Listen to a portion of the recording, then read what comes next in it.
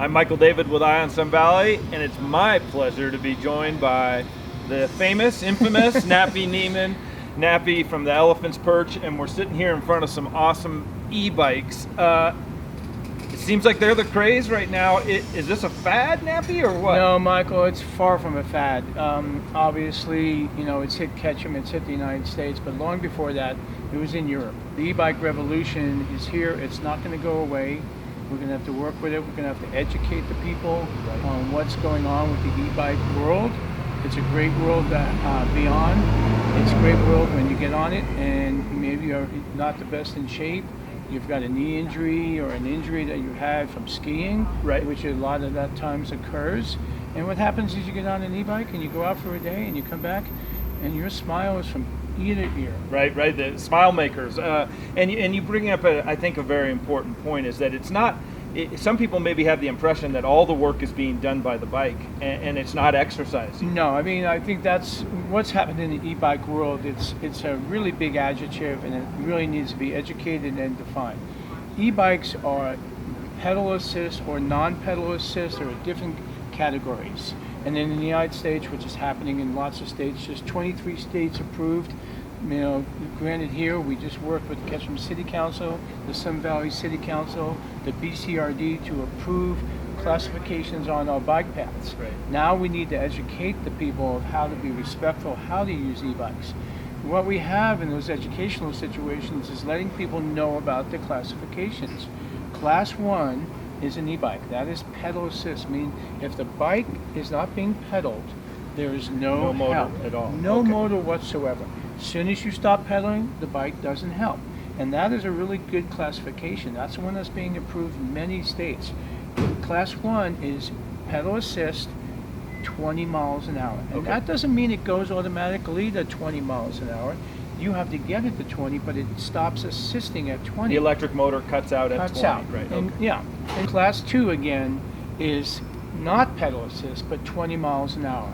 It has a throttle. Now that's something that some people agree with or disagree with. That's depends. But I know obviously with some of the council, especially in the Ketchum City Council, class 2 was approved because of pure, true handicap. Somebody that can't pedal, has really severe knees, injuries, but he still wants to get out. Get them outside. Get them outside on the bike path. That's the key to the e-bike revolution: is getting people back on bikes, making them feel really good at being out on our bike path systems, out in nature, and enjoying their life. And also, do you see a possibility that this can grow as a mode of transportation as well as recreation? I think that's already occurred in the city, and that is where you do have the class 3. Class 3 is not approved here in town on City of Ketchum on the bike paths. The reason why that is class 3 has a speed limit of 28 miles an hour. That's moving. You're moving at 28 miles an hour. And so when you look at 28 miles an hour, you're actually illegal right in the City of Ketchum. At 25 miles an hour. Now, but you can ride those on the streets. You can ride them on the streets, but again, respect education. And that's why class 3 is taking a little back seat from a few people. Wattages of motors have been really important because obviously we have e-bikes, everything coming into skateboards, scooters, everything.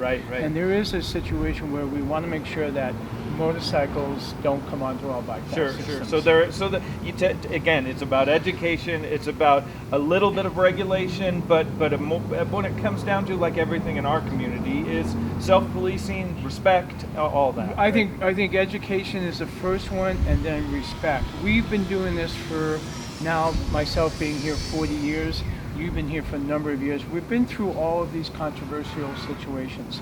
When you go and talk to people, it's great to have them, if they're on one side of the fence, and you bring them to the other side of the fence. It started with the snowboarders. People can stand snowboarders on Bald Mountain.